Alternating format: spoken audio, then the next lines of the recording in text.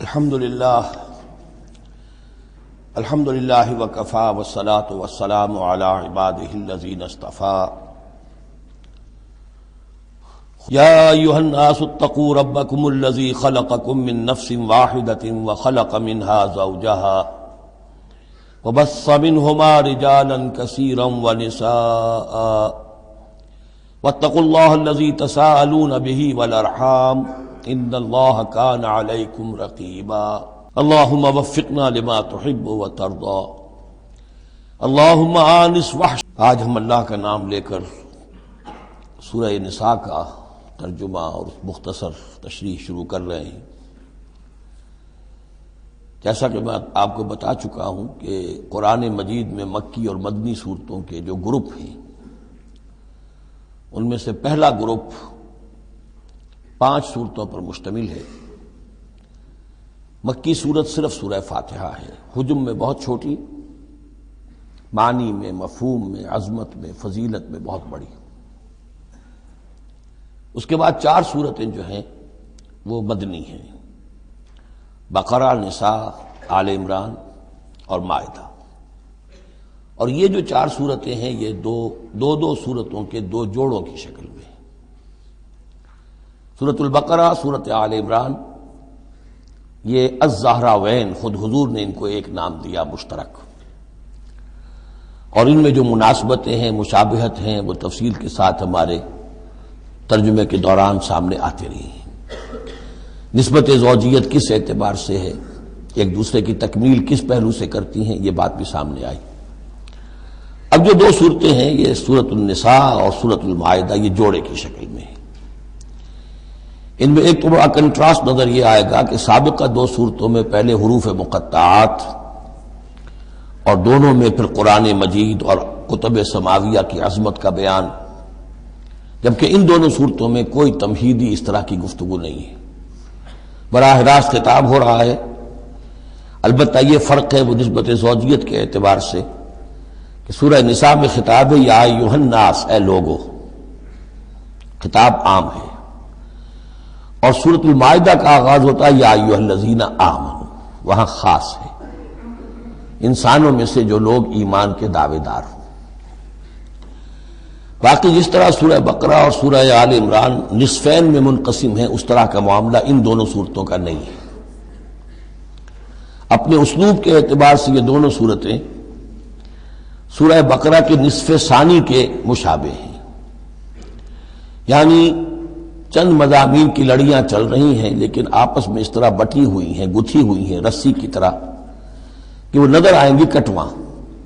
ایک لڑی لال ہے، ایک پیلی ہے، ایک ہری ہے، ایک نیلی ہے، لیکن جب آپ ان کو بٹ دیتے ہیں تو ایک طرف سے دیکھیں گے تو وہ کٹا پھٹا رنگ نظر آئے گا، مسلسل لال نہیں نظر آئے گا، مسلسل پیلا، نہ نیلا نہ ہرا۔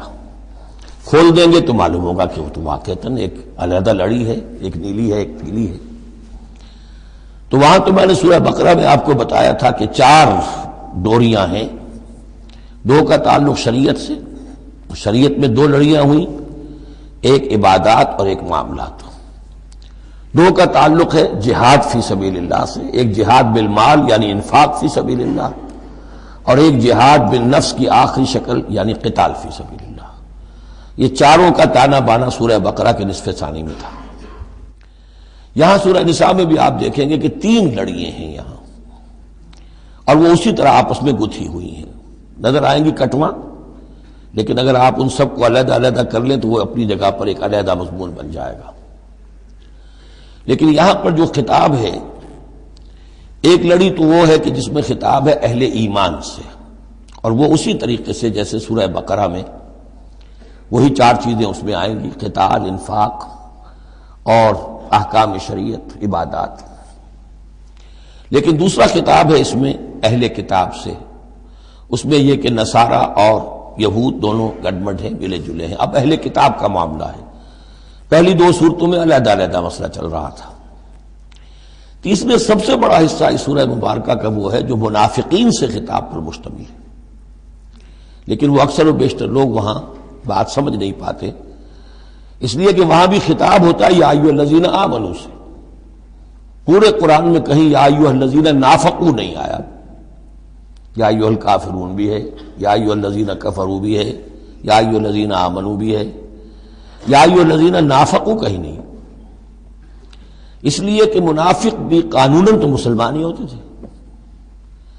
تو اصل میں یہ بڑی گہری نظر کی ضرورت ہے کہ یہ پہچانا جائے کہ یہاں یا ایھا الذین آمنوا مومنین صادقین کی طرف روح سخن ہے یا منافقین کی طرف ہے۔ اگر یہ فرق نہ کیا جائے تو بڑی غلط فہمی ہو جاتی ہے بعض مقامات پر، مثلا سورہ توبہ کے بعض مقامات ہیں، یا ایھا الذین آمنوا ما لکم اذا قیل لکم انفروا فی سبیل اللہ اثاقلتم الی الارض، اہل ایمان تمہیں کیا ہو گیا جب تمہیں کہا جاتا ہے اللہ کی راہ میں نکلو تو تم بوجھل ہو جاتے ہو، زمین میں دھنسے جاتے ہو۔ تو اس سے ایک عام سوء ظن پیدا ہو سکتا ہے کہ شاید یہ عام مسلمانوں کا مسئلہ تھا، یہ عام مسلمانوں کا مسئلہ نہیں تھا، یہ منافقین کا مسئلہ تھا۔ روح سخن وہاں منافقین کی طرف ہے، مومنین صادقین تو ہر وقت اس کے لیے آمادہ رہتے تھے کھلے دل کے ساتھ، کہ واپس نہیں پھیرا کوئی فرمان جنوں کا، تنہا نہیں لوٹی کبھی آواز جرس کی، وہ تو تیار ہر وقت تھا۔ تو اصل میں یہ دیکھنا ہوتا ہے کہ کس آیت میں رخ کس کی طرف ہے۔ اس اعتبار سے یہ سورہ مبارک کا اہم ترین ہے، لیکن سورہ بقرہ میں تو پورے میں لفظ نفاق آیا ہی نہیں۔ یہ حکمت خداوندی ہے کہ اس مرض کو پہلے چھپا کے رکھا ہے، کہ علامات تو بیان کر دی کہ یہ بیماری ہے، تاکہ جو بھی متنبہ ہو جائے وہ اپنے علاج کی طرف متوجہ ہو جائے۔ لیکن یہ کہ جو لوگ نہیں متوجہ ہوئے، معلوم ہوا کہ اب ان کو تھوڑا سا نمایاں کرنا ضروری ہے، بات قریاں کر کے کرنی پڑے گی۔ تو سورہ آل عمران میں ایک دو جگہ نفاق کا لفظ آ گیا، لیکن یہاں اب جو سب سے بڑا مضمون ہے سورہ بقرہ میں وہ منافقین کا ہے۔ یوں سمجھیے کہ 176 جو اس کی آیات ہیں، اس میں سے 55 آیتیں ہیں کہ جن کا جو میرا تجزیہ ہے روح سخن ہے مومنین صادقین کی طرف، صرف 37 آیات ہیں کہ جن میں خطاب ہے اہل کتاب سے، یہود اور نصارہ سے مشترک طور پر، اور 84 آیات ہیں جن میں خطاب منافقین سے۔ لیکن وہی بات جو میں نے عرض کی کہ جہاں بھی ان سے بات ہوگی یا ایھا الذین آمنوا کے حوالے سے ہوگی، اس لیے کہ ایمان کے دعوے دار تو وہ بھی تھے۔ منافق تو وہی ہوتا ہے کہ جو دعویٰ کرتا ہے ایمان کا، چاہے وہ شعوری طور پر منافق ہو چاہے غیر شعوری طور پر منافق ہو، لیکن یہ کہ دعویٰ ایمان تو اس میں موجود ہوگا۔ سورہ نساء اور سورہ مائدہ کے مابین ایک فرق نوٹ کر لیجئے۔ انسانی تمدن میں سب سے بنیادی چیز جو ہے وہ ہے معاشرہ، اور معاشرے میں عورت اور مرد کا تعلق، اور نمبر 2 جو معاشرے میں کچھ کمزور طبقات ہوتے ہیں ان کے لحاظ کا خیال، ان کے حقوق کا لحاظ کرنا۔ یہ مضمون آپ کو ملے گا سورہ نساء میں۔ آئلی قوانین تفصیل سے آ چکے سورہ بقرہ میں، جو رشتہ جڑتا ہے ایک مرد اور ایک عورت کے مابین ازدواج کا، جس سے کہ پھر خاندان وجود میں آتا ہے، تو وہ جو سب سے بنیادی یونٹ ہے معاشرے کا، اس کی جڑ بنیاد کا تو سارا تفصیل سے معاملہ آ چکا ہے سورہ بقرہ میں۔ سورہ آل عمران اس اعتبار سے منفرد ہے کہ اس میں شریعت کے احکام نہیں ہیں سوائے اس ایک حکم کے جو سود کے بارے میں آیا ہے، لا تاکلوا الربا اضعافا مضاعفا، کوئی اور احکام شریعت جو ہے اس میں نہیں ہے۔ لیکن یہاں اب آپ کو جو تمدن کی معاشرتی سطح کے اوپر خاص طور پر جو دبے ہوئے پسے ہوئے طبقات تھے اس معاشرے میں، ان کی ایمینسیپیشن، ان کو اوپر اٹھانا، ان کے حقوق کی طرف متوجہ کرنا، یہ آپ کو نظر آئے گا۔ پھر اس معاشرے کے اندر سیکس کا معاملہ، اگر سیکشول انارکی ہو تو تباہی پھیل جائے گی، تو اس میں ابتدائی اقدامات جو ہیں وہ اس صورت کے اندر آئے ہیں۔ سیکس ڈسپلن کیسے امپوز کرنا ہے مسلمانوں تمہیں اپنے معاشرے کے اندر، بے راہ روی سے کیسے ڈیل کرنا ہے۔ تو اس طریقے سے تمدن کی جو بنیادی جو منزل ہے اس پر گفتگو ہو رہی ہے۔ سورہ مائدہ میں جا کر پھر جو تمدن کی بلند ترین منزل ہے ریاست، اور یہ کہ پھر اعلیٰ سطح کے اوپر عدالتی نظام، چوری ڈاکہ وغیرہ کا سد باب، اس کے لیے کیا حدود ہیں، اس کے لیے کیا تعزیرات ہیں، یہ بھی آگے آئیں گی۔ باقی سورہ نساء میں جیسے ہے ویسے ہی سورہ مائدہ میں بھی اہل کتاب سے بھی آخری خطاب ہوگا۔ تو جیسا کہ میں نے عرض کیا تھا کہ یہ پہلا گروپ جو ہے اس میں 2 لڑیاں ہیں۔ ایک ہے یہ شریعت کا گروپ ہے، شریعت شروع ہو رہی ہے، بلو پرنٹ اس کا سورہ بقرہ سے، اس کے تکمیلی احکام سورہ مائدہ میں، اور دوسرا اس میں خطاب ہے اہل کتاب کے ساتھ، وہ بھی تدریجاً بڑھ کر آخری باتیں وہ ہے کہ جو پھر سورہ مائدہ میں ہمیں ملیں گی۔ بس اتنی تمہید اور اس میں بھی خاصا وقت صرف ہو گیا ہے۔ یا ایھا الناس اتقوا ربکم الذی خلقکم من نفس واحدۃ۔ اب دیکھیے معاشرتی مسائل کے ضمن میں گفتگو ہے تو ایسی بنیادی بات سے شروع کی ہے، اے لوگوں اپنے اس رب کا تقوی اختیار کر لو جس نے تمہیں ایک جان سے بنایا، وَخَلَقَ مِنْهَا زَوْجَهَا، اور اسی سے اس کا جوڑا بنایا۔ یہاں یہ نوٹ کرنے والی بات ہے کہ یہاں حضرت آدم کا لفظ نہیں ہے کہ آدم سے ان کا جوڑا بنایا، بلکہ نفس سے بنایا۔ اس میں وہ بات پوری طریقے سے ایکوموڈیٹ ہو سکتی ہے کہ یہاں مراد کیا ہے؟ نوع ایک ہے، جنسیں دو ہیں۔ بکرا بکری نوع ایک ہے، جنس دو ہیں۔ ایک ہی نوع سے، اسی نوع سے تمہارا جوڑا بنایا۔ ہیومن بینگز ہومو سیپینز نوع ایک ہے، اسپیشیز ایک ہے، لیکن اس کے اندر ہی سے وہ سیکشول ڈفرینسیشن جو ہوئی ہے اس کے حوالے سے جوڑا بنا ہے۔ یا ایھا الناس اتقوا ربکم الذی خلقکم من نفس واحدۃ وخلق منها زوجها وبث منہما، اب یہاں پر مراد ہیں وہی آدم اور حوا، ان دونوں سے پھیلا دیے زمین میں کثیر تعداد میں مرد اور عورت، رجالا کثیرا ونساء۔ یعنی اس تمدن انسانی کو اگر آپ ٹریس کریں گے، پیچھے لے جائیں گے، تو اس کی کامن ایک اس کی بگننگ ہے، ایک انسانی جوڑا آدم اور حوا۔ اس رشتے میں پوری نوع انسانی جو ہے رشتہ اخوت میں منسلک ہو جاتی ہے، اس لیول پر جا کر۔ ایک ہے سگے بہن بھائی، ایک ہے دادا دادی پر جا کر کزنز مل جائیں گے، پردادا پردادی پر جا کر اور ایک لمبا حلقہ ہو جائے گا۔ چلتے جائیے تو آدم و حوا کی نسل جو ہے وہ جا کر آخر بالآخر ایک پیرنٹس ہے، ایک کپل ہے، آدم اور حوا۔ واتقوا اللہ الذی تساءلون بہ والارحام، اور اس دیکھیے ایک ہی آیت میں دوسری مرتبہ پھر تقوی کا حکم، اور تقوی اختیار کرو اس اللہ کا جس کا تم ایک دوسرے کو واسطہ دیتے ہو۔ آپ کو معلوم ہے کہ دنیا میں فقیر بھی مانگتا ہے تو اللہ کے نام پر مانگتا ہے، اللہ کے واسطے مانگتا ہے، اور اکثر و بیشتر معاملات جو تمدنی ہوتے ہیں، گھریلو جھگڑے ہوں، ان کو بھی جب نمٹانا ہوتا ہے تو آخر کار کہنا پڑتا ہے کہ اللہ کا نام مانو اور تم یہ بات چھوڑ دو، اپنی عزت سے باز آ جاؤ۔ تو جہاں آخری اپیل کرنی ہے اللہ کے حوالے سے تو اس کا تقوی اختیار کرو، تو یہ جھگڑے ہو گئی نہیں، اس کے احکام پر چلو۔ اس نے سوسائٹی کے مختلف طبقات کے حقوق معین کر دیے، مرد کے حقوق، عورت کے حقوق، رب المال کے حقوق، عامل کے حقوق۔ مضاربت ہے تو ایک وہ ہے کہ جس کا سرمایہ ہے، اور ایک وہ ہے کہ جو کام کر رہا ہے، دونوں کے کیا حقوق ہیں، کیا اختیارات ہیں۔ اگر ان کی پیروی کی جائے، ان کی پابندی کی جائے تو جھگڑا نہیں ہوگا۔ والارحام، اور رحمی رشتوں کا لحاظ رکھو۔ یہ وہ رحمی رشتہ ہے جیسا کہ میں نے بتایا، والدہ پر جا کر بہن بھائی ایک ہو گئے، دادی پر جا کر ایک اور بڑی تعداد میں ایک ہو گئے، یہ رحمی رشتے ہیں۔ لیکن انہی رحمی رشتوں کو پھیلاتے چلے جائیے تو کل بنی آدم، اور جتنی بھی بنات حوا ہیں وہ سب ایک ہی نسل سے، ایک ہی باپ اور ایک ہی ماں کی اولاد ہیں۔ ان اللہ کان علیکم رقیبا، یقیناً اللہ تعالیٰ تم پر نگران ہے۔ یہ تقوی کی روح ہے۔ اگر یہ خیال رہے کہ میں کسی کی نگاہ میں ہوں، کوئی مجھے دیکھ رہا ہے، میرا ہر عمل اس کی نگاہ میں ہے، چھپا ہوا نہیں ہے، چاہے میں نے سب دروازے بند کر دیے، کھڑکیاں بند کر دی اور پردے لگا دیے، سب کچھ ہو گیا، لیکن ایک آنکھ سے میں نہیں چھپ سکتا۔ ان اللہ کان علیکم رقیبا، اگر یہ مستحضر رہے تو پھر تقوی ہوگا، پھر اللہ کے حکم کی پابندی کی جائے گی۔ اب دیکھیے یہ حکمت نبوت ہے صلی اللہ علیہ وسلم۔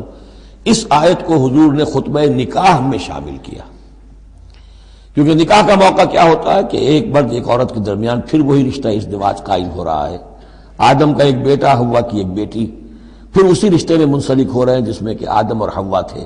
جس طرح ان سے نسل پھیلی ہے، اب ان سے آگے نسل بڑھے گی۔ لیکن یہ کہ اس پورے معاشرتی معاملے میں، خاندانی معاملات میں، عائلی معاملات میں، جیسے سورہ بقرہ میں ہم نے دیکھا کتنی مرتبہ واتقوا اللہ واتقوا اللہ واتقوا اللہ، تقوی نہیں ہوگا تو پھر خالی قانون جو ہے اس کے اندر وہ تاثیر نہیں ہوا کرتی۔ قانون کو تو تختہ مشق بھی بنایا جا سکتا ہے، ولا تتخذوا آیات اللہ ہزوا، اللہ کی آیات کا ٹھٹا ہی نہ بنا دو، کہ قانون کا تقاضا تو پورا ہو رہا ہے لیکن اس کی جو روح ہے وہ بالکل ختم ہو جاتی ہے۔ وآتوا الیتامی اموالہم، اور وہ جو دبے ہوئے طبقات ہیں ان میں سے یتیم ایک اہم طبقہ تھا، ان کے کوئی حقوق نہیں تھے، مال ان کے ہڑپ کر لیے جاتے تھے، کمزور تھے. وآتوا الیتامی اموالہم ولا تتبدلوا الخبیث بالطیب، ان کا مال جو ہے اس میں سے اچھا اچھا مال لے لیا، برا ان کو اپنا برا مال ان میں شامل کر دیا. انہیں کیا پتہ چلا؟ اگر اول تو یہ کہ ہڑپ ہی کر گئے، نہیں تو بہت متقی ہوئے تو چلیے تعداد پوری کر دی، لیکن یہ کہ ان کا جو اچھا مال تھا اپنے طرف لے لیا اور ردی مال ادھر لگا دیا. ولا تاکلوا اموالہم الی اموالکم، اور ان کے مال اپنے مالوں میں شامل کر کے ہڑپ نہ کرو. انہ کان حوبا کبیرا، یقیناً یہ بہت بڑا گناہ، بہت بڑے بوال کی بات ہے. وَإِنْ خِفْتُمْ أَلَّا تُقْسِطُوا فِي الْيَتَامَىٰ، اور اگر تمہیں اندیشہ ہو کہ تم یتیم بچیوں کے بارے میں انصاف نہیں کر سکو گے، یعنی یتیم ایک تو لڑکا ہوا، چلیے اس کی ایک زندگی ہے، ایک خاص حد کو پہنچنے کے بعد وہ ایک انڈیپینڈنٹ لائف اختیار کر لے گا. یتیم لڑکی کا معاملہ یہ ہوتا تھا کہ وہ یہ کہ کوئی ولی ہے، اس سے انہیں نکاح بھی کر لیا لڑکی سے تاکہ اس کا مال بھی قبضے میں آ جائے، اور چونکہ یتیم ہے اس کے پیچھے اس کے حقوق کی نگہداشت کرنے والا کوئی ہے ہی نہیں. اگر ماں باپ ہوں تو ظاہر بات ہے کہ پھر وہ بچی کے حقوق کے بارے میں بھی تو کچھ بات کر سکیں، لہذا جس طرح چاہیں اس پر ظلم کریں، ان کا کوئی پرسان حال نہیں. تو اس میں خاص طور پر کہ یتیم ایک تو ہے لڑکا اور ایک لڑکی یتیم. وآتوا الیتامی، اسے منکرین سنت نے، منکرین حدیث نے اس آیت کو مختلف طریقے سے وہ تعبیر کیا ہے، لیکن وہ میں یہاں اس وقت بیان نہیں کر سکتا. جو مفہوم میں صحیح سمجھتا ہوں، جو سلف سے چلا آ رہا ہے، جو حضرت عائشہ صدیقہ رضی اللہ تعالی عنہا سے مروی ہے، تو میں وہی بات بیان کر رہا ہوں. یہاں جو ہے دوسری آیت میں، یہ تیسری آیت میں وہ یتامہ سے مراد ہیں یتیم بچیاں، یتیم خواتین. وَإِنْ خِفْتُمْ أَلَّا تُقْسِطُوا فِي الْيَتَامَىٰ فَانكِحُوا مَا طَابَ لَكُم مِّنَ النِّسَاءِ مَثْنَىٰ وَثُلَاثَ وَرُبَاعَ، تو پھر یہ ہے کہ تم ان یتیم بچیوں سے نکاح مت کرو، اور تمہیں جو پسند ہو، اگر ضرورت ہے دو دو تین تین چار چار کی حد تک تمہیں اجازت ہے، نکاح کر سکتے ہو. تعدد ازدواج کی یہی آیت قرآن مجید میں. لیکن یتیم بچیوں کے تم ولی بن کر کہیں اور ان کی شادی کرو تاکہ ان کے حقوق کے لیے پاسبان بن کر تم کھڑے ہو سکو، ورنہ یہ کہ تم نے انہیں اپنے گھروں میں ڈال دیا تو پھر ان کے حقوق کا کون ہوگا جو باز پرس کر سکے تم سے. فَإِنْ خِفْتُمْ أَلَّا تَعْدِلُوا، البتہ یہ جو ہم نے آزادی دی ہے دو دو تین تین چار چار، اس کی ایک شرط ہے، اور وہ یہ کہ اگر دو شادیاں ہیں، تین ہیں، چار ہیں، تو عدل ہو. وَإِنْ خِفْتُمْ أَلَّا تَعْدِلُوا، اگر تم ان میں برابری نہ کر سکو، یہ اندیشہ ہو، فَوَاحِدَةً، تو پھر ایک ہی شادی کرو، ایک ہی بیوی، اس سے زائد نہیں. او ما ملکت ایمانکم، دوسرا کھاتا یہ ہے، یا جو تمہاری ملک یمین ہو، جو لونڈیاں ہوں، جو جنگوں میں غزوات میں جو بھی آتی تھی، وہ ایک علیحدہ معاملہ ہے، ان کی تعداد کے اوپر کوئی تعین نہیں ہے، لیکن پھر شادی ایک ہوگی. اگرچہ اس میں آگے چل کر بات آ جائے گی کہ اس انصاف میں قلبی رجحان اور میلان شامل نہیں ہے. جو چیز گنتی کی ہو سکتی ہے، ٹائم کتنا گزار رہے ہو، کس بیوی کے پاس کتنا، سب اس میں مساوات ہونی چاہیے. نان نفقہ کیا دے رہے ہو، کپڑے کیسے دے رہے ہو، ان تمام چیزوں میں جو کاؤنٹ ہو سکتی ہیں، جو مادی چیزیں ہیں، جو دیکھی بھالی جا سکتی ہیں، اس میں انصاف اور عدل لازم ہے. البتہ دلی رجحان اور میلان جس پر کہ انسان کو قابو نہیں ہوتا، اس میں گرفت نہیں ہے. ذالک ادنیٰ اللہ تعولوا، یہ اس سے قریب تر ہے کہ تم ایک ہی طرف کو نہ جھک پڑو، کہ ایک ہی بس بیوی کی طرف سارا میلان ہے، رجحان ہے. اور جیسا کہ آگے آئے گا کہ دوسری جو ہے یا دوسری جو ہیں وہ معلق ہو کر رہ گئی ہیں کہ نہ وہ شوہروں والی ہیں اور نہ وہ آزاد ہیں کہ کہیں اور نکاح کریں. وَآتُوا النِّسَاءَ صَدُقَاتِهِنَّ نِحْلًا، اور عورتوں کو ان کے مہر خوش دلی کے ساتھ دیا کرو، اس کو تاوان سمجھ کے نہ دیا کرو.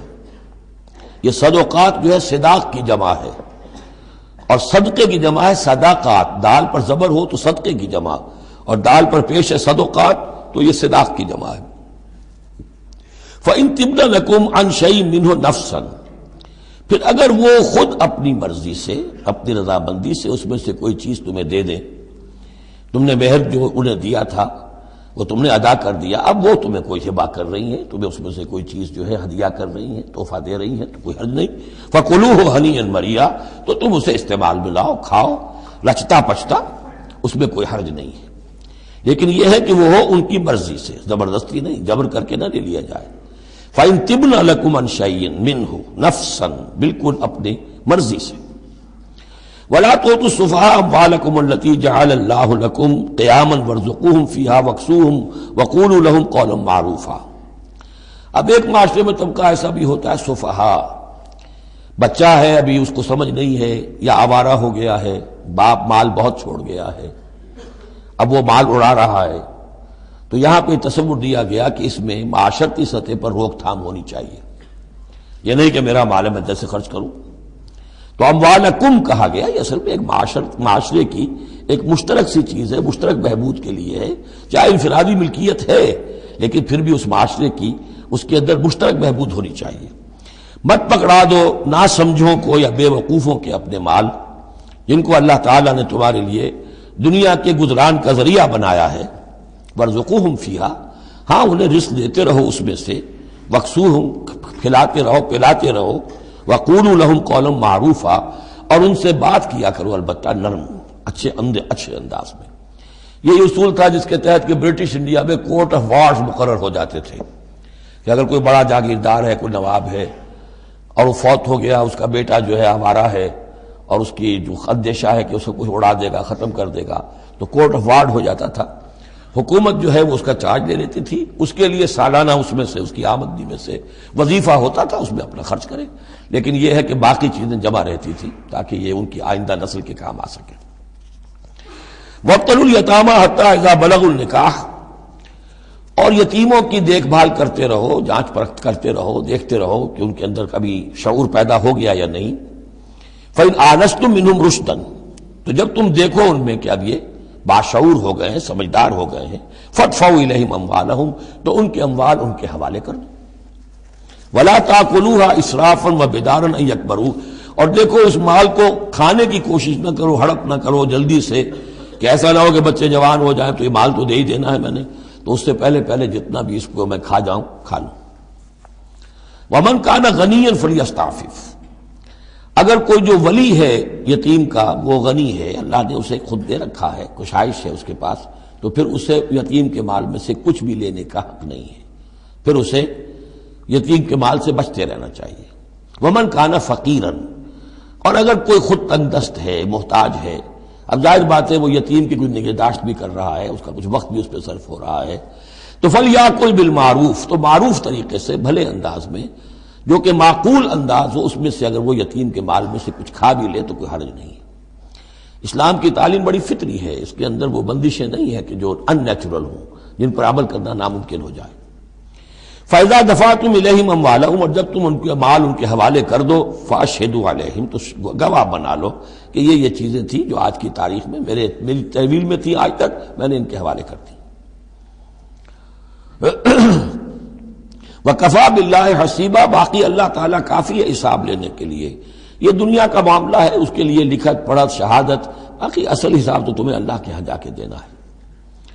لِلرِّجَالِ نَصِيبٌ مِّمَّا تَرَكَ الْوَالِدَانِ وَالْأَقْرَبُونَ، مردوں کے لیے بھی حصہ ہے اس میں سے کہ جو ترکہ چھوڑا ہو، جو وراثت چھوڑی ہو والدین نے اور رشتہ داروں نے۔ وَلِلنِّسَاءِ نَصِيبٌ مِّمَّا تَرَكَ الْوَالِدَانِ وَالْأَقْرَبُونَ، اور عورتوں کا بھی حصہ ہے اس میں سے جو والدین کی وراثت ہے، جو انہوں نے ترک کیا ہے، ان کا ترکہ ہے، اور رشتہ داروں کا۔ یہاں پہلی مرتبہ اب عورت کو وراثت کا حق دیا جا رہا ہے، ورنہ عرب کے معاشرے میں عورت کا کوئی حق وراثت نہیں تھا۔ یہاں پہ فرمایا گیا کہ مما قل منہ او کثر، چاہے وہ وراثت تھوڑی ہو چاہے زیادہ ہو، قانون جو ہے اللہ کا اس کو اس کے اوپر پوری طور سے نافذ ہونا چاہیے۔ نصیبا مفروضہ، اور یہ حصہ ہے اللہ کی طرف سے فرض کیا گیا۔ اب میں آپ کو نوٹ کراؤں گا کتنی مرتبہ یہ تاکید ہو رہی ہے اس قانون وراثت کی، اور آپ اگر ساتھ ہی دیکھتے رہیں کہ کتنی دھجیاں اس کی بکھرتی ہیں ہمارے معاشرے کے اندر، کوئی اس کا لحاظ نہیں۔ اور بڑا جو ہمارا خاص طور پر ایک علاقہ ہے کہ جہاں ویسے نماز روزہ بہت ہوتا ہے، تو بیٹیوں کو کوئی وراثت میں کوئی حصہ دینے کے لیے وہ کسی صورت تیار نہیں ہوتے۔ شریعت کے کچھ چیزیں جو ہیں وہ بہت اہم ہیں، اور شریعت کی یہ چیزیں جو ہیں کس قدر تاکید کے ساتھ آ رہی ہیں، یہ کہتے ہیں یہ رواج کے تحت ہوگا۔ وَإِذَا حَضَرَ الْقِسْمَةَ أُولُو الْقُرْبَىٰ، اور جب وراثت کی ترکے کی تقسیم ہو رہی ہو تو اب اگر وہاں کچھ قرابت دار بھی آ جائیں، والیتامى، یتیم بھی آ جائیں، والمساکین، کچھ محتاج بھی آ جائیں، فَارْزُقُوهُم مِّنْهُ وَقُولُوا لَهُمْ قَوْلًا مَّعْرُوفًا، تو انہیں بھی کچھ دے دلا دو اس میں سے، کیونکہ اس وقت دیکھ رہے ہیں تقسیم ہو رہی ہے، وہ بالکل محتاج ہیں، تو احساس محرومیت جو ہے اس کو کسی نہ کسی درجے میں جو بھی اس کے اندر کچھ ان کی بداوا ہو سکتا ہو کرو۔ وَقُولُوا لَهُمْ قَوْلًا مَعْرُوفًا، ان سے بات کرو تو بڑے اچھے انداز میں، جھڑکو نہیں کہ ہماری وراثت تقسیم ہو رہی، تم کون آ گئے یہاں پہ۔ وَلْيَخْشَ الَّذِينَ لَوْ تَرَكُوا مِنْ خَلْفِهِمْ، ڈرتے رہنا چاہیے ان لوگوں کو کہ اگر انہوں نے بھی چھوڑے ہوتے اپنے پیچھے ذُرِّيَّةً ضِعَافًا، چھوٹے بچے، اپنی نسل چھوڑ کر اگر وہ گئے ہوتے اور یتیم بچے ہوتے ان کے، خافوا علیہم، تو کیسے کیسے اندیشے ہونے ہوتے اپنے ان بچوں کے بارے میں۔ فلیتقوا اللہ، تو انہیں چاہیے کہ اللہ کا تقوی اختیار کریں کہ یہ یتیم جو اس وقت آ گئے یہ بھی کسی کے بچے ہیں، کوئی ان کا بھی باپ تھا، ان کے سر پر ہاتھ رکھو۔ ولیقولوا قولا سدیدا، اور بڑی صاف اور ستھری اور صحیح اور حق پر مبنی بات کرو۔ ان الذین یاکلون اموال الیتامی ظلما، یقیناً وہ لوگ کہ جو یتیموں کا مال ہڑپ کرتے ہیں ناحق، انما یاکلون فی بطونہم نارا، وہ اپنے پیٹوں میں بھر رہے ہیں آگ، وسیصلون سعیرا، اندر کی آگ تو اپنے پیٹوں میں ڈال رہے ہیں اور سموچے وہ خود آگ میں ڈال دیے جائیں گے۔ تو گویا کہ ایک آگ ان کے اندر ہوگی اور ایک جہنم کی آگ ان کے باہر ہوگی۔ یہ 10 آیتیں بڑی جامع ہیں، اور جس طریقے سے کہ سوسائٹی کے جو پسماندہ طبقات تھے ایک ایک کا خیال کر کے جس باریک بینی سے حکمت کے ساتھ احکام دیے جا رہے ہیں۔ اب اس کے بعد جو رکوع ہے یہ بڑا مختصر ہے، آیتیں 4 ہیں لیکن ایک قیامت مضمر ہے ان میں، یہ اعجاز ہے۔ 4 آیتوں کے اندر اسلام کا پورا قانون وراثت جس پہ پوری جلدیں لکھی گئی ہیں، جامعیت کی انتہا ہے۔ یوصیکم اللہ فی اولادکم، اللہ تعالیٰ تمہیں وصیت کرتا ہے تمہاری اولاد کے بارے میں، للذکر مثل حظ الانثیین، لڑکے کے لیے حصہ ہے 2 لڑکیوں کے برابر۔ فإن كن نساء فوق اثنتین فلہن ثلث ما ترک، اور اگر صرف بیٹیاں ہی بیٹیاں ہوں اور 2 یا 2 سے زائد ہوں تو ان کو 2/3 میں حصہ ملے گا۔ وإن كانت واحدة فلها النصف، اور اگر ایک ہی بیٹی ہے تو اسے آدھا ملے گا۔ ظاہر بات ہے بیٹا ایک ہی وارث ہوگا تو پورے کا وارث ہو جائے گا، تو جب بیٹی کا حصہ بیٹے سے آدھا ہے تو اگر ایک ہی بیٹی ہے تو اسے آدھی وراثت ملے گی، آدھی پھر اور لوگوں کو جائے گی، وہ ایک الگ حصہ ہے، معاملہ ہے۔ وَلِأَبَوَيْهِ لِكُلِّ وَاحِدٍ مِّنْهُمَا السُّدُسُ مِمَّا تَرَكَ إِن كَانَ لَهُ وَلَدٌ۔ اب یہ وراثت میں ایک تو ہے نیچے وراثت بیٹا بیٹی، اور ایک ہے اوپر والد والدین، جب اب وہ بھی زندہ ہے، فوت ہوا ہے کوئی شخص، اس کے والدین یا والد یا والدہ دونوں میں سے کوئی ایک زندہ ہے، ان کا بھی حصہ ہے۔ وَلِأَبْوَيْهِ لِكُلِّ وَاحِدٍ مِّنْهُمَا، اس کے والدین کے لیے ہر ایک کے لیے ان میں سے چھٹا حصہ ہے اس کے ترکے میں سے، مما ترک ان کان لہو ولد، اگر اس کے اولاد ہے۔ ایک شخص لاولد مر گیا ہے تو اور بات ہوگی، اولاد ہے تو چھٹا یعنی 1/3 حصہ والدین کو چلا گیا، 2/3 جو ہے اولاد میں تقسیم ہوگا۔ فَإِن لَّمْ يَكُن لَّهُ وَلَدٌ، اور اگر اس کی اولاد ہے ہی نہیں، لاولد فوت ہو رہا ہے، وَوَرِثَهُ أَبَوَاهُ، اور اس کے وارث اس کے والدین ہی ہیں، فَلِأُمِّهِ الثُّلُثُ، تو ماں کو 1/3 اور باپ کو 2/3، وہ مرد کا باپ ماں سے عورت سے دگنا ہو جائے گا۔ فَإِن كَانَ لَهُ إِخْوَةٌ، اور اگر اس کے بہن بھائی ہو، فَلِأُمِّهِ السُّدُسُ مِن بَعْدِ وَصِيَّةٍ يُوصِي بِهَا أَوْ دَيْنٍ، تو پھر ماں کا حصہ جو ہے وہ پھر اور کم ہو جائے گا، چھٹا حصہ رہ جائے گا سلس کی بجائے، تاکہ باپ کی طرف سے تو پھر بھائیوں کو رشتہ کو وراثت جا سکے گی اس کے، لیکن ساتھ فرما دیا من بعد وصیۃ یوصی بہا او دین، وراثت کی تقسیم سے پہلے 2 کام کر لینے ہوں گے کہ اگر کوئی وصیت کی ہے اس وصیت کو پورا کیا جائے، اگر کوئی دین ہے جو فوت ہوا ہے اس پر کوئی قرض ہے وہ ادا کیا جائے، پھر جو ہے وراثت ادا ہوگی۔ من بعد وصیۃ یوصی بہا او دین، آباؤکم و ابناؤکم لا تدرون ایہم اقرب لکم نفعا، تمہارے باپ یا تمہارے بیٹے تم نہیں جانتے کہ ان میں سے کون تمہارے لیے زیادہ نافع ہے، زیادہ قریب ہے نفع کے اعتبار سے۔ فریضۃ من اللہ، یہ تم اپنی عقلوں کو چھوڑو، اللہ کی طرف سے یہ فرض ہے، فریضۃ من اللہ۔ یعنی آدمی سمجھے میرے بوڑھے والدین ہیں، خام خواہ ان کے لیے حصہ کائے کو رکھ دیا ہے، کھا پی چکے، زندگی گزار چکے، وراثت تو ملنی چاہیے اولاد کو، بیٹا بیٹی کو نہیں۔ اللہ کا حکم مانو، آباؤکم و ابناؤکم لا تدرون ایہم اقرب لکم نفعا فریضۃ من اللہ ان اللہ کان علیما حکیما، یقیناً اللہ تعالی علیم اور حکیم ہے، اس کا کوئی حکم علم اور حکمت سے خالی نہیں۔ وَلَكُمْ نِصْفُ مَا تَرَكَ أَزْوَاجُكُمْ إِن لَّمْ يَكُن لَّهُنَّ وَلَدٌ، اور تمہارا حصہ تمہاری بیویوں کے ترکے میں سے آدھا ہے اگر ان کے کوئی اولاد نہ ہو. بیوی فوت ہو رہی ہے اور اس کے کوئی اولاد نہیں ہے تو جو کچھ چھوڑ رہی ہے اس میں سے نصف جو ہے شوہر کا ہو جائے گا، باقی نصف جو ہے وہ بیوی کے بھائیوں وغیرہ کو جائے گا، لیکن شوہر کا نصف ہو گیا. فَإِن كَانَ لَهُنَّ وَلَدٌ، اور اگر اس کی اولاد ہے فَلَكُمُ الرُّبُعُ مِمَّا تَرَكْنَا، پھر تمہارے لیے چوتھائی حصہ ہوگا اس میں یہ جو اس نے چھوڑا ہے، باقی 3/4 اس کی اولاد میں تقسیم ہو جائے گا. من بعد وصیت یوصین بہا او دین، اور یہ بھی ہوگا وصیت کی ایگزیکیوشن کے بعد اور اگر کوئی قرض ہے تو اس کی ادائیگی کے بعد. وَلَهُنَّ الرُّبُعُ مِمَّا تَرَكْتُمْ، اور جو کچھ تم چھوڑو، مرد شوہر فوت ہو گیا ہے تو اس کی وراثت میں سے بیویوں کا حصہ ہے چوتھا. ان لم یکن لکم ولد، اگر تمہارے کو اولاد نہیں ہے. فَإِن كَانَ لَكُمْ وَلَدٌ، اور اگر تمہارے اولاد ہے فَلَهُنَّ الثُّمُنُ مِمَّا تَرَكْتُمْ من بعد وصیت توصون بہا او دین، تو پھر تو ان کے لیے 8واں حصہ ہے. اگر تمہارے لیے اولاد ہے تو تمہاری بیوی کے لیے پھر 8واں حصہ ہے تمہارے ترکے میں سے. من بعد وصیت توصون بہا او دین، اس وصیت کو تکمیل کے بعد جو تم نے کی ہو یا قرض جو تمہارے ذمہ ہو ادا کرنے کے بعد. وَإِن كَانَ رَجُلٌ يُورَثُ كَلَالَةً، اور اگر کوئی شخص جس کی وراثت جو ہے تقسیم ہو رہی ہے کلالہ تھا، او امراتن، یا کوئی عورت بھی کلالہ ہو سکتی ہے. یہ کلالہ کون ہوتی ہے؟ جس کے نہ تو والدین ہو نہ اولاد ہو، میت ہے، فوت شدہ مرد ہے یا عورت ہے، تو جو نہ تو ہے اوپر والدین میں سے کوئی اور نہ کوئی اولاد میں سے، وہ اس کو کلالہ کہتے ہیں. بہن بھائی ہیں.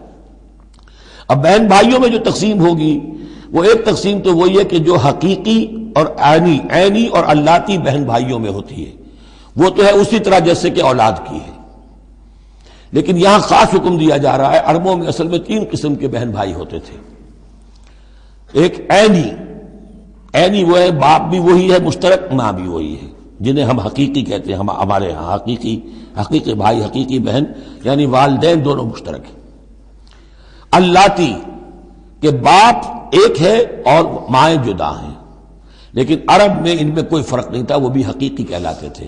حکم جو ہے معاشرے کے اندر ان کے عینی اور اللاتی بہن بھائیوں کا ایک ہی تھا، کوئی فرق نہیں تھا. ان کے ہاں سوتیلا وہ کہلاتا تھا کہ ماں ایک ہو باپ اور ہو. ایک شخص کی اولاد تھی، وہ فوت ہو گیا، اب اس کی بیوی نے دوسری شادی کر لی ہے، اب اس سے بھی اولاد ہے، تو ماں تو ایک ہے، اولاد دو ہیں، 2 باپ سے ہیں، وہ کہلاتے ہیں کہ جو اخیافی ہیں. ان کا حکم دے رہا ہے کہ اگر کوئی شخص مرا ہے وہ کلالہ ہے، چاہے وہ مرد ہے یا عورت ہے، وَلَهُ أَخٌ أَوْ أُخْتٌ، اس کی ایک بہن ہے یا ایک بھائی ہے، فَلِكُلِّ وَاحِدٍ مِّنْهُمَا السُّدُسُ، تو ان میں سے ہر ایک کے لیے 6واں حصہ ہے. فَإِن كَانُوا أَكْثَرَ مِنْ ذَلِكَ، اور اگر وہ اس سے زیادہ ہیں، فَهُمْ شُرَكَاءُ فِي الثُّلُثِ، پھر وہ 1/3 میں حصے دار رہیں گے. من بعد وصیت یوصى بہا او دین، یہی 2 شرطیں پھر ہیں. اس وصیت کو ایگزیکیوٹ کرنے کے بعد جو کی گئی ہو یا قرض کی ادائیگی کے بعد، غیر مضار، اور یہ سارا کام ایسے ہونا چاہیے کہ کسی کو ضرر پہنچانے کی نیت نہ ہو. وصیۃ من اللہ، یہ اللہ کی طرف سے تاکید ہے. واللہ علیم حلیم، اللہ تعالیٰ سب کچھ جاننے والا، کمال حلم والا ہے. اس کے حلم پر دھوکہ نہ کھاؤ کہ وہ تمہیں پکڑ نہیں رہا ہے. اس کی پکڑ جب آئے گی تو ان بطش ربک لشدید، پھر اس کی پکڑ بڑی سخت ہوگی. تلک حدود اللہ، یہ اللہ کے حدود ہیں. ومن یطع اللہ ورسولہ یدخلہ جنات تجری من تحتہا الانہار، جو اللہ اور اس کے رسول کی اطاعت کرے گا وہ داخل کرے گا انہیں ان باغات میں جن کے دامن میں ندیاں بہتی ہوں گی، خالدین فیہا، جس میں وہ ہمیشہ ہمیشہ رہیں گے. وذالک الفوز العظیم، اور یقیناً یہ بہت بڑی کامیابی ہے. ومن یعص اللہ ورسولہ ویتعدی حدودہ، اور جو کوئی نافرمانی کرے اللہ اور اس کے رسول کی اور تجاوز کرے اس کی حدود سے، یدخلہ نارا خالدا فیہا، اس کو وہ داخل کرے گا آگ میں جس میں وہ ہمیشہ ہمیشہ رہیں گے. وَلَهُ عذاب مہین، اور ان کے لیے عذاب مہین ہوگا، اہانت آمیز عذاب. اب جو میں نے عرض کیا تھا سیکس ڈسپلن، اسلامی معاشرے کی اب تطہیر شروع ہو رہی ہے. مکے میں تو ظاہر بات ہے مسلمان جب تک تھے تو غلبہ وہاں کفار کا تھا. اب یہاں مدینے میں اللہ نے مسلمانوں کو وہ حیثیت دی ہے کہ اپنے معاملات کو سنوارنا شروع کریں، تو ایک ایک کر کے ان معاشرتی چیزوں کو اور ان سوشل پرابلمز کو ڈیل کیا جا رہا ہے.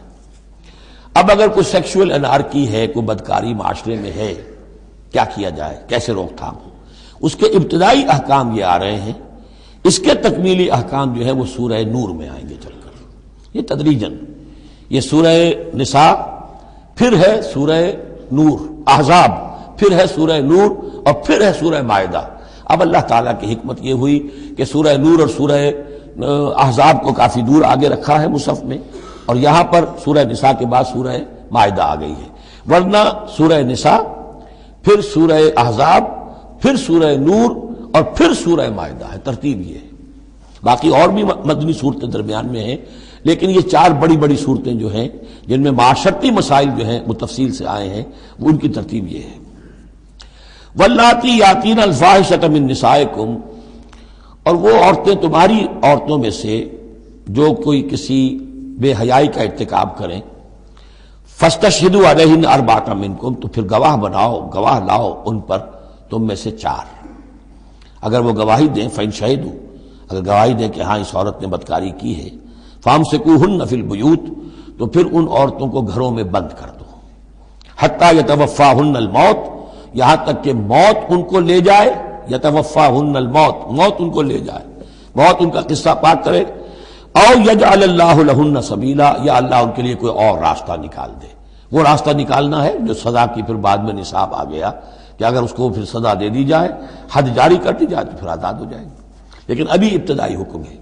یہاں معلوم ہوتا ہے کہ یہ ایسی لڑکیوں کا یا عورتوں کا تذکرہ ہے کہ جو مسلمانوں میں سے تھیں، لیکن ان کا بدکاری کا معاملہ کسی یہودی سے ہو گیا ہو یا کسی ایسے شخص سے ہو گیا ہو جو ابھی مسلمان نہیں ہے، تو یہ ان کا یک طرفہ کہ ہے وہ کوئی مسلمان لڑکی یا خاتون جس کا معاملہ ہے، لیکن دوسرا جو پہلو ہے، دوسرا جو اس عمل کا جو شریک ہے وہ غیر مسلم ہے۔ واللذان یاتیانہا منکم، اور اگر وہ دونوں تمہیں میں سے ہوں، مرد بھی اور عورت بھی، فآذوہما، تو ان دونوں کو پھر اذیت دو، تکلیف دو، انہیں سزا دو۔ فإن تابا واصلحا، پھر اگر وہ توبہ کر لیں اور اصلاح کر لیں، فاعرضوا عنہما، تو ان کو چھوڑ دو۔ ان اللہ کان توابا رحیما، یقیناً اللہ تعالیٰ بہت توبہ کا قبول فرمانے والا اور رحیم ہے۔ یہ بالکل ابتدائی احکام ہیں، اسی لیے ان کی وضاحت میں، تفسیروں میں آپ کو بہت سے اقوال مل جائیں گے، اس لیے کہ اصل میں تو یہ پھر آخر میں جا کر یہ سب منسوخ شمار ہوں گے جبکہ حدود آ گئی پوری کی پوری، جیسے کہ وصیت کا وہ حکم جو سورہ بقرہ میں آیا تھا وہ اب ساقط ہو گیا جبکہ قانون وراثت آ گیا۔ اب وہ آیت آئی ہے کہ جو بہت بڑی حکمت کی آیت ہے، جس کا حوالہ اس سے پہلے بھی میں نے کبھی دیا ہے، انما التوبۃ علی اللہ للذین یعملون السوء بجہالۃ، اللہ کے ذمے ہے توبہ قبول کرنا ایسے لوگوں کی جو کوئی برا حرکت کر بیٹھتے ہیں جہالت اور نادانی میں، ثم یتوبون من قریب، پھر فوراً توبہ کرتے ہیں۔ یعنی اگر ایمان اندر ہے تو کسی وقت ایسا تو ہو گیا کہ کوئی خارجی اثرات اتنے پوٹنٹ ہو گئے، یا نفس کے اندر ہیجان ایسا ہو گیا کہ آدمی کنٹرول نہیں کر سکا، لیکن جیسے ہی اس کے بعد ہوش میں آئے گا اس پر شدید پچھتاوا، شدید ندامت طاری ہو جائے گی، تو اس کے لیے یہ کہ وہ توبہ کرے تو اللہ تعالیٰ اس کی توبہ قبول فرمائے گا۔ فَأُولَٰئِکَ يَتُوبُ اللَّهُ عَلَيْهِمْ، تو اللہ تعالیٰ ایسے لوگوں کی توبہ قبول فرمائے گا۔ وَكَانَ اللَّهُ عَلِيمًا حَكِيمًا، اللہ تعالیٰ علیم اور حکیم ہے۔ وَلَيْسَتِ التَّوْبَةُ لِلَّذِينَ يَعْمَلُونَ السَّيِّئَاتِ، ایسے لوگوں کا کوئی حق نہیں ہے توبہ کا کہ جو اپنی برائی حرکتیں کرتے رہیں، حرام خوریاں کرتے رہیں، زندگی بھر عیش لڑاتے رہیں۔ وَإِلَى الَّذِينَ يَمُوتُونَ حَتَّى إِذَا حَضَرَ أَحَدَهُمُ الْمَوْتُ قَالَ إِنِّي تُبْتُ الْآنَ، یہاں تک کہ جب موت کا وقت آ جائے تو کہیں کہ اب میں توبہ کرتا ہوں، یہ توبہ نہیں ہے۔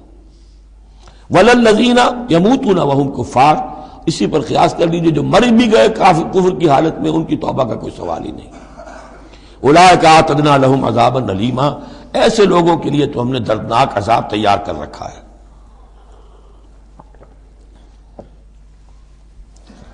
یا ایھا الذین آمنوا لا یحل لکم ان ترثوا النساء کرہا، اہل ایمان تمہارے لیے جائز نہیں ہے کہ تم عورتوں کو زبردستی وراثت میں لے لو۔ یہ بھی اس عورتوں کے طبقے پر جو شدید ظلم ہوتا تھا، کیونکہ پالیگیمی عام تھی، ایک شخص ہے فوت ہوا ہے، 4 ہے، 5 بیویاں ہیں، اب فرض کیجئے کہ جو بیٹا ہے بڑا جو وارث بن گیا ہے، اب باقی اس کی حقیقی ماں تو ایک ہی ہے، باقی سوتیلی مائیں وہ ان کو وراثت میں لے لیتا تھا کہ میرے قبضے میں رہیں گی یہ، بلکہ ان سے شادیاں بھی کر لیتے تھے، بغیر شادی اپنے گھروں میں ڈالے رکھتے تھے۔ یا پھر یہ کہ اختیار اپنے ہاتھ میں رکھ کر ان کی شادی کہیں کرتے تھے تو خود مہر لیتے تھے، اس طرح کے معاملات کرتے تھے، عورتوں کے ساتھ یہ ظلم ہوتے تھے۔ یا ایھا الذین آمنوا لا یحل لکم ان ترثوا النساء کرہا، اہل ایمان تمہارے لیے جائز نہیں ہے کہ تم عورتوں کے وارث بن بیٹھو زبردستی۔ ولا تعضلوہن لتذهبوا ببعض ما آتیتموہن، اور نہ تمہارے لیے یہ جائز ہے کہ تم ان کا راستہ روک کے رکھو انہیں، تاکہ تم واپس لے لو ان سے جو کچھ کہ تم نے انہیں دیا ہے۔ اب نکاح کیا تھا اس وقت تو بڑے چاؤ تھے اور لاڈ تھے اور کیا کیا دے دیا تھا، اور اب جو ہے اس سے وہ واپس ہتھیانے کے لیے طرح طرح کے ہتھ کنڈے استعمال ہو رہے ہیں، انہیں تنگ کیا جا رہا ہے، ٹارچر کیا جا رہا ہے، ذہنی طور پر تکلیف پہنچائی جا رہی ہے۔ الا یاتینا بفاحشۃ مبینہ، ہاں اگر کسی سے صریح جو ہے حرام کاری کا فعل سرزد ہو گیا، اس پر کچھ زیادتی کی جائے، اسے کچھ سزا دی جائے، جیسے کہ اوپر آ چکا ہے فعذوہما، اس وقت تو اجازت ہے۔ اس کے بغیر جو ہے کسی کے اوپر زیادتی کرنا، خاص طور پر اگر نیت یہ ہے کہ میں اس سے اپنا مہر واپس لے لوں۔ وعاشروہن بالمعروف، دیکھو عورتوں کے ساتھ معاشرت اختیار کرو، رہو سہو معروف طریقے پر، بھلے طریقے پر، اچھے طریقے پر، نیکی اور راستی کے ساتھ۔ فَإِن كَرِهْتُمُوهُنَّ فَعَسَىٰ أَن تَكْرَهُوا شَيْئًا وَيَجْعَلَ اللَّهُ فِيهِ خَيْرًا كَثِيرًا، تو اور اگر تمہیں کسی وجہ سے اب وہ ناپسند ہو گئی ہے، انہیں پسند نہیں کرتے تم، تو ہو سکتا ہے کہ کسی شے کو تم ناپسند کرو، درا حال ہے کہ اللہ نے اسی میں تمہارے لیے خیر کثیر رکھ دیا۔ پتہ نہیں ایک عورت جو ہے کسی ایک اعتبار سے آپ کے دل سے اتر گئی ہے، طبیعت کا میلان نہیں رہا ہے، اس میں اور کون کون سی خوبیاں ہیں، کس اعتبار سے آپ کے لیے وہ خیر کا ذریعہ بنتی ہے، تو اللہ کے حوالے کرو اس معاملے کو، لیکن ان کے ساتھ رکھو معاشرت صحیح، ان کے حقوق ادا کرتے ہوئے۔ ہاں اگر معاملہ ایسا ہو گیا ہے کہ ساتھ رہنا ممکن نہیں ہے تو طلاق کا راستہ کھلا ہے، شریعت اسلامی نے اس میں کوئی تنگی نہیں رکھی ہے، یہ کرسچینٹی کی طرح کا کوئی غیر معقول نظام نہیں ہے کہ طلاق ہو ہی نہیں سکتی، وہاں یہ کہ طلاق کا راستہ کھلا ہے۔ وَإِنْ أَرَدْتُمْ اسْتِبْدَالَ زَوْجٍ مَكَانَ زَوْجٍ، اور اگر تم نے فیصلہ ہی کر لیا ہو کہ ایک بیوی کی جگہ کوئی دوسری بیوی لانی ہے، وَآتَيْتُمْ إِحْدَاهُنَّ قِنْطَارًا، اور ان میں سے کسی ایک کو تم نے ڈھیروں مال دیا ہو، فَلَا تَأْخُذُوهُ مِنْهُ شَيْئًا فَلَا تَأْخُذُوا مِنْهُ شَيْئًا، اس میں سے کوئی شے واپس نہیں لے سکتے، جو مہر دیا تھا وہ ان کا ہے، اب اس میں سے کچھ واپس نہیں لے سکتے۔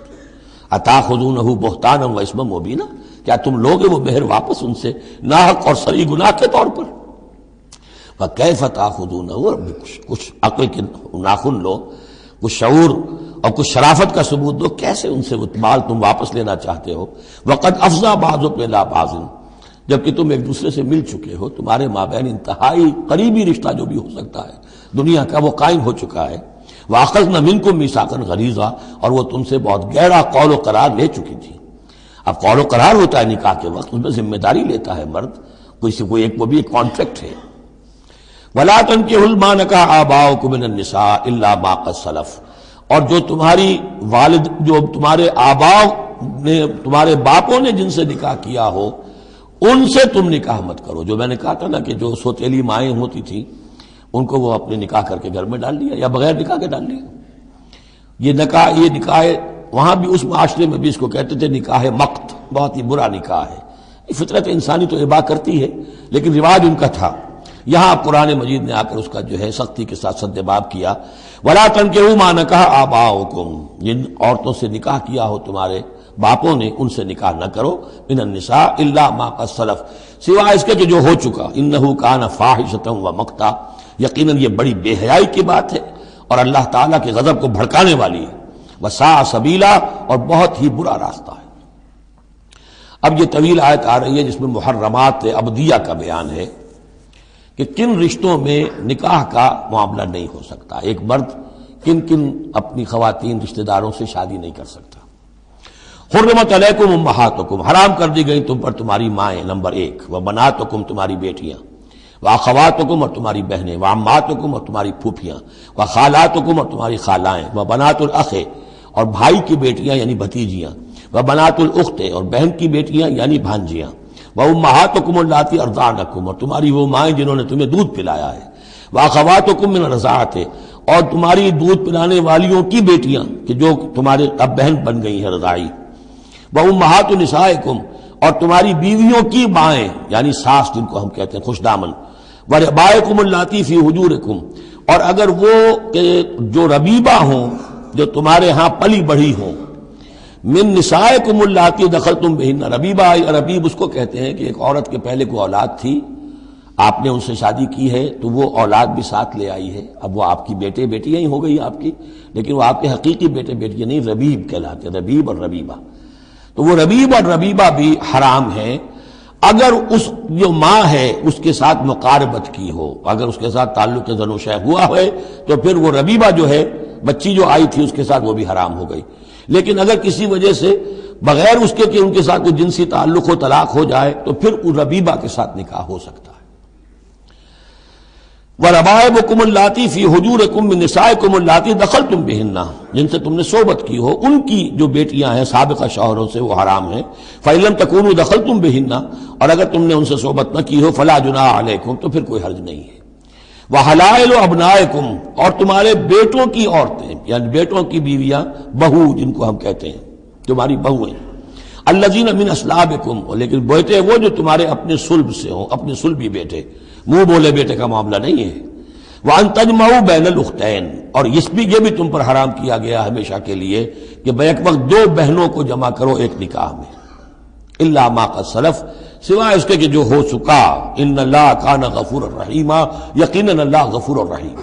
جو ہو گیا پہلے کا، اس کو تو گڑھے مردے اکھاڑے نہیں جا سکتے، لیکن آئندہ کے لیے یہ محرمات ابدیہ ہیں.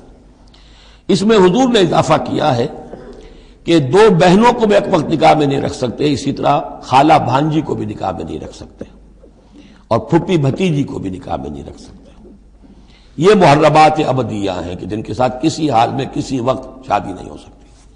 اب ہے وہ محرمات جو عارضی ہیں.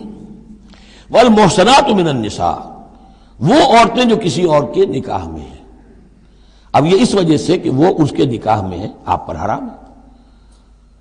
ہاں اگر وہ طلاق دے دے پھر آپ شادی کر سکیں گے اس سے، لیکن یہ کہ اس کے اوپر جو حرمت ہے اس کی، وہ حرمت ابدی اس نوع کی نہیں ہے جو اس آیت میں جو بیانات ہوئی، بلکہ یہ کہ وہ تو کسی اور کے نکاح میں ہونے کی. محسنات، حسن کہتے ہیں قلعے کو، جو قلعے میں ہیں، پہلے ہی ایک خاندان کے قلعے کے اندر ہیں وہ، اور شوہر والیاں ہیں. الا ما ملکت ایمانکم، سوائے یہ کہ ان میں سے کوئی تمہارے ہاں کنیز بن کر آ جائے. اب ظاہر بات ہے جنگ ہوئی ہے، وہ عورتیں جو ہیں مشرک مردوں کی بیویاں ہیں، وہ لونڈیاں بن کے آ گئی ہیں، تو اگرچہ وہ بیویاں ہیں مشرکوں کی، محسنات ہیں اس معنی میں، لیکن وہ لونڈی کی حیثیت سے آپ کے لیے جائز ہوں گی. کتاب اللہ علیکم، یہ اللہ کی کتاب ہے، حکم ہے، فرض ہے تمہارے اوپر. وَأُحِلَّ لَكُم مَّا وَرَاءَ ذَلِكُمْ، اب اس کے علاوہ تمہارے لیے تمام عورتیں حلال ہیں. تو آپ نے دیکھا کہ کتنی تھوڑی سی تعداد میں عورتیں ہوئیں کہ جن سے نکاح حرام ہوا، باقی کثیر تعداد. یعنی مباحات کا دائرہ بہت وسیع ہے، محرمات کا دائرہ بہت محدود ہے. ان تبتغوا باموالکم، لیکن یہ کہ اس کے لیے نکاح ہوگا مہر دے کر، اموال کے ساتھ تم اس میں نکاح کرو.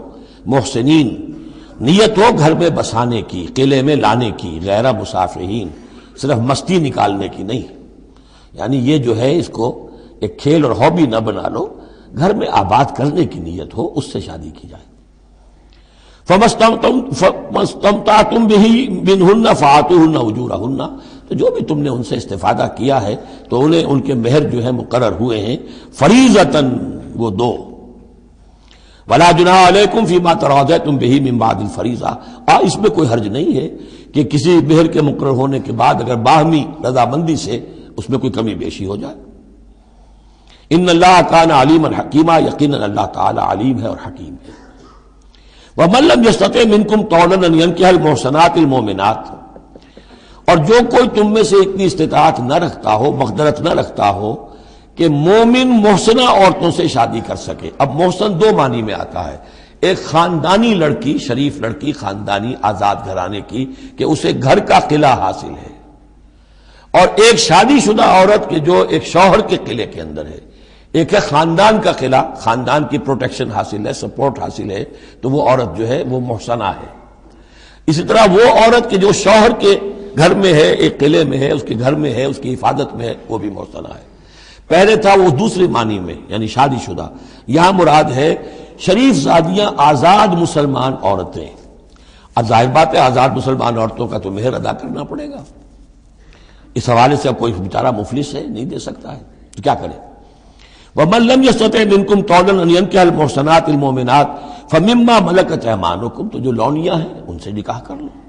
مِن فَتَيَاتِكُمُ الْمُؤْمِنَاتِ، جو تمہاری مومن جو لونیاں ہوں. فَأَنكِحُوا وَاللَّهُ أَعْلَمُ بِإِيمَانِكُمْ، باقی یہ کہ کون مومن ہے اور نہیں ہے یہ اللہ بہتر جانتا ہے. مراد یہ ہے کہ جو بھی قانونی اعتبار سے مسلمان ہیں، جس کے تم ایک دوسرے کو مسلمان سمجھتے ہو. بعضکم من بعض، تم سب ایک دوسرے ہی میں سے ہو. فانکحوہن باذن اہلہن، تو ان سے تم نکاح کرو ان کے مالکوں کی اجازت سے. اب ظاہر بات ہے وہ لونڈی ہے زید کی، تو زید اس سے جنسی تعلق قائم کر سکتا ہے، لیکن یہاں اب ایک شخص اس سے اجازت لے رہا ہے کہ میں آپ کی اس لونڈی سے نکاح کرنا چاہتا ہوں. اگر اجازت دے دی اب زید کا تعلق منقطع ہو جائے گا. اب وہ اس لونڈی اس کی اس اعتبار سے اس کے کام میں نہیں آ سکتی، بلکہ وہ اب منقوع ہو جائے گی ایک مسلمان کی. اس لیے بے اذن اہلہن. اور اس میں پیش نظر رکھیے کہ ایک معاشرہ تھا، بالفعل یہ شکلیں تھیں. یہ نہیں کہا جا رہا یہ شکلیں پیدا کرو. اصل بات کیا ہے کہ جو معاشرہ تھا جس میں کہ قرآن نے اصلاح کا عمل شروع کیا ہے، تو اس میں کیا کیا صورتحال تھی، کس کس اعتبار سے اس میں بہتری پیدا کی گئی تدریجاً. فانکحوہن باذن اہلہن وآتوہن اجورہن بالمعروف، انہیں بھی ان کے جو مہر ہیں تھوڑے ہوں گے وہ دو معروف طریقے پر دو. محصنات غیر مصافحات، ان سے بھی جو تعلق ہے یہ نکاح کا ہوگا تو نیت ہونی چاہیے گھر میں بسانے کی، محض مستی نکالنے کی اور شہوت رانی کی وہ نیت نہ ہو. ولا متخذات اخدان، اور نہ ہی کوئی چوری چھپی کی دوستیاں اور یاریاں ہوں. یہ نہیں، کھلم کھلا نکاح ہو. معلوم ہو کہ فلاں کی لونڈی ہے، جیسے حضرت سمیہ رضی اللہ تعالی عنہ، یہ ابو جہل کا چچا تھا، ایک شریف انسان تھا، اس کی لونڈی تھی.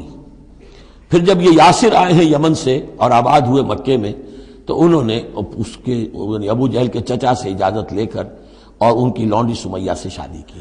ان سے پھر حضرت عمار ہوئے، عمار ابن یاسر اور عمار کی والدہ سمیہ رضی اللہ تعالی عنہم، یہ تین کا ایک کنبہ تھا.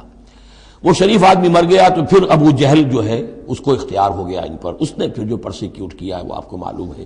اس خاندان کو بدترین جو ایذائیں دی گئی ہیں وہ اس خاندان کو دی گئی. فَإِذَا أُحْصِنَّ، پھر جب وہ قید نکاح میں آ جائیں، فَإِنْ أَتَيْنَ بِفَاحِشَةٍ، پھر اگر وہ کوئی غلط کام کریں، اگر کوئی وہ جو ہے بے حیائی کا کام کریں، فَعَلَيْهِنَّ نِصْفُ مَا عَلَى الْمُحْصَنَاتِ، تو انہیں آدھی سزا دی جائے گی اس کی کہ جو شادی شدوں کو دی جائے گی. اب یہ جو ہے چونکہ ابتدائی احکامات ہیں، ابھی تک تو رجم کا حکم آیا ہی نہیں ہے، ابھی تک 100 کوڑوں کا حکم بھی نہیں آیا ہے. ابھی تو یہ تھا آزوہما، تو کوئی بھی انہوں نے اپنا طریقہ مقرر کر لیا ہے کہ اتنا کچھ ہم ماریں گے. تو اس میں البتہ ذہن میں رکھا جائے کہ اس میں یہ ہے کہ جو یہ لونڈی ہے منکوحہ، اس کو اگر سزا دینی ہے اسی طرح کے جرم کی تو اس کی سزا بھی عادی ہوگی. اس لیے کہ ایک شریف خاندان کی عورت جس سے پروٹیکشن حاصل ہو اس کا معاملہ اور ہے، اور ایک اس بیچاری غریب یعنی اس کا لونڈی کا معاملہ اور ہے.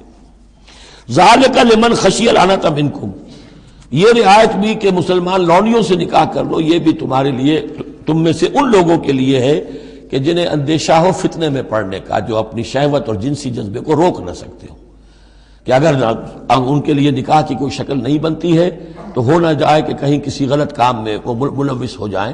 ورنہ یہ کہ وان تصبروا، اگر تم صبر کرو، تو چونکہ عام طور پر جو باندیاں تھیں ان کا کردار اونچا نہیں تھا اس معاشرے میں، تو بہتر یہ ہے کہ ان سے نکاح کرنے سے تم بچو اور تعفف کرو، اس میں بہتری ہے. وان تصبروا خیر لکم، اور اگر تم صبر کرو تو یہ تمہارے حق میں بہتر ہے. واللہ غفور الرحیم، اللہ غفور الرحیم ہے. یرید اللہ لیبین لکم، اب یہ چونکہ کچھ احکام آ رہے ہیں تو ایک فلسفے کی باتیں آ رہی ہیں. اب چند بسا اوقات ایسا ہوتا ہے کہ احکام کو انسان اپنے اوپر بوجھ سمجھنے لگتا ہے، یہ کرو یہ نہ کرو، یہ کرو یہ نہ کرو. تو آدمی کی طبیعت ہے، فطرت ہے، یہ بات سے محسوس کرتا ہے. بلکہ عیسائی تو میں نے ایک مرتبہ 1970 میں تقریر سنی تھی، کرسمس گزاری تھی لندن میں، تو انہوں نے کہا تھا کہ شریعت لعنت ہے. ایک انسان کو یہ حرام ہے، یہ حرام ہے، یہ حرام ہے، رک نہیں سکا ہے، اب دل اس کا میلا ہو جائے گا، گلٹی کانشنس ہو جائے گا، گلٹی کانشنس سے اس کے اندر جو ہے وہ نیگیٹو سائیکالوجی ڈیولپ ہونی شروع ہو جائے گی. یہ ساری گندگی کہاں سے پیدا ہوئی کہ آپ نے حرام حلال کا فلسفہ چھیڑ، سب حلال کرو، چھٹی ہو جائے گی. تو ایسے ایسے فلسفے بھی دنیا میں ہیں، اور یہ میں نے تقریر سنی 70 میں لندن میں کرسمس کے دنوں میں۔ یرید اللہ لیبین لکم، اللہ تعالیٰ چاہتا ہے کہ تمہارے لیے ان چیزوں کو واضح کر دے، ویہدیکم سنن الذین من قبلکم، اور تمہیں ہدایت دے ان راستوں کی کہ جو تم سے پہلے کے لوگوں کے تھے، ویتوب علیکم۔ اب اس میں دونوں طرف جائے گا، پہلے کے نیکوکار بھی تھے، پہلوں کے بدکار بھی تھے۔ نیکوکاروں کا راستہ تم اختیار کرو، صراط الذین انعمت علیہم، اور دوسرے راستوں سے تم بچ سکو۔ ویتوب علیہم، علیکم اللہ چاہتا ہے تمہارے اوپر، تم پر عنایت فرمائے۔ واللہ علیم الحکیم، اللہ تعالیٰ سب کچھ جاننے والا، کمال حکمت والا ہے۔ واللہ یرید ان یتوب علیکم، دوبارہ پھر وہی، اللہ چاہتا ہے تم پر مہربانی فرمائے۔ ویرید الذین یتبعون الشہوات، اور وہ لوگ کہ جو شہوات کی پیروی کرتے ہیں، وہ چاہتے ہیں ان تمیلوا میلا عظیما، کہ تم تو ایک طرف غلط راستے سے دور تک تمہارا جو ہے رجحان ہو جائے اور ادھر ہی تم بھٹکتے چلے جاؤ۔ آج جو بھی ہے عورت کی آزادی کی بنیاد پر، ایمانسیپیشن کی بنیاد پر، یہ ساری چیزیں جو ہو رہا ہے، ویمن لب ہے، یہ سب کا سب در حقیقت ان حدود اور قیود کو توڑ کر، اور سارا یہ جنسی جو ہے انارکی پھیلانے کا ایک سازش ہے جو دنیا میں چل رہی ہے۔ یرید اللہ ان یخفف عنکم، تم یہ نہ سمجھو کہ بوجھ ڈال رہا اللہ تم پر، اللہ تم پر تخفیف چاہتا ہے۔ جب تم ان چیزوں پر عمل نہیں کرو گے، معاشرے میں بدگمانیاں پھیلیں گی، فساد ہوگا، گندگیاں ہوں گی، جھگڑے ہوں گے، بدگمانیاں ہوں گی، یہ سارا کچھ ہوگا، تو اللہ تو تمہارے لیے آسانی چاہتا ہے۔ وَخُلِقَ الْإِنسَانُ ضَعِيفًا، اور انسان پیدا کیا گیا ہے کمزور، اس کے اندر کمزوری کے پہلو بھی ہیں۔ جہاں بہت اونچا پہلو ہے، روح ربانی پھونکی گئی ہے، وہاں یہ نفس بھی تو اس کے اندر ہے، اور اس کے اندر جو ہے ضعف کے پہلو موجود ہیں۔ یا ایھا الذین آمنوا لا تاکلوا اموالکم بینکم بالباطل، اہل ایمان اپنے مال آپس میں باطل طریقے سے ہڑپ نہ کرو، الا ان تکون تجارتا عن تراض، سوائے اس کے کہ تجارت ہو تراض منکم، تمہاری باہمی رضامندی سے۔ یہ جوتا ہے 200 روپے کا ہے، آپ کو منظور ہے 200 دیجئے، جوتا لے لیجئے، یہ آپ کی باہمی رضامندی سے سودا ہے، وہ ہو گیا۔ لیکن یہ کہ اس سیدھے سادے اور صحیح اور طریقے پر، ایک ظاہر بات ہے کچھ نہ کچھ تو آپ نے نفع اس میں سے کمایا ہے، آپ نے محنت کی ہے، کہیں سے لائے ہیں، سٹور کیا ہے، دکان کا کرایہ دیا ہے، لیکن اس کو وہ گرج نہیں کرے گا۔ لیکن جھوٹ بول رہے ہیں، خدا کی قسم کھا رہے ہیں کہ میں نے تو اتنے کر لیا، اب یہ ہو گیا، تم آپ نے اپنی ساری محنت بھی ضائع کی اور آپ نے حرام کما لیا، اور یا کوئی اور طریقے ہیں، مال ہڑپ کر رہے ہیں، دھوکہ دے رہے ہیں۔ یا ایھا الذین آمنوا لا تاکلوا اموالکم بینکم بالباطل الا ان تکون تجارتا عن تراض منکم ولا تقتلوا انفسکم، اور نہ اپنے آپ کو قتل کرو، یعنی ایک دوسرے کو قتل کرو۔ تمدن کی جڑ دو چیزوں پر ہے، احترام جان، احترام مال۔ میرے لیے آپ کا مال محترم ہے، آپ کی جان محترم ہے، میں اسے کوئی غضب نہ پہنچاؤں۔ آپ کے لیے میرا مال، میری جان، میرا جسم محترم ہے، اسے کوئی غضب نہ پہنچائے۔ اگر تو یہ جنٹلمین ایگریمنٹ ہمارا چلتا ہے، تب تو ہم ایک معاشرے میں رہ سکتے ہیں، ایک ملک میں رہ سکتے ہیں، اور اس میں اطمینان ہوگا، سکون ہوگا، چین ہوگا۔ اور جہاں یہ دونوں احترام ختم ہو گئے، جان کا نہ مال کا، تو ظاہر بات ہے کہ پھر وہاں سکون کہاں سے آئے گا، اطمینان کہاں سے آئے گا، چین کہاں سے آئے گا۔ وَلَا تَقْتُلُوا أَنفُسَكُمْ إِنَّ اللَّهَ كَانَ بِكُمْ رَحِيمًا، یقیناً اللہ تعالی تم پر بہت ہی مہربان ہے۔ وَمَن يَفْعَلْ ذَلِكَ عُدْوَانًا وَظُلْمًا، اور جو کوئی بھی یہ کام کرے گا، دو کام، چوری اور دھوکہ اور قتل نفس، ظلمًا اور عدوانًا، تعدی کے ساتھ، ظلم کے ساتھ، فسوف نصلیہ نارا، تو اسے تو ہم جھونک دیں گے آگ میں۔ وَكَانَ ذَلِكَ عَلَى اللَّهِ يَسِيرًا، اور یہ چیز اللہ پر بہت آسان ہے۔ یہ نہ سمجھنا کہ کیا اللہ تعالیٰ تمام نوع انسانی کو جہنم میں جھونک دے گا، یہ اللہ کے لیے بہت آسان ہے۔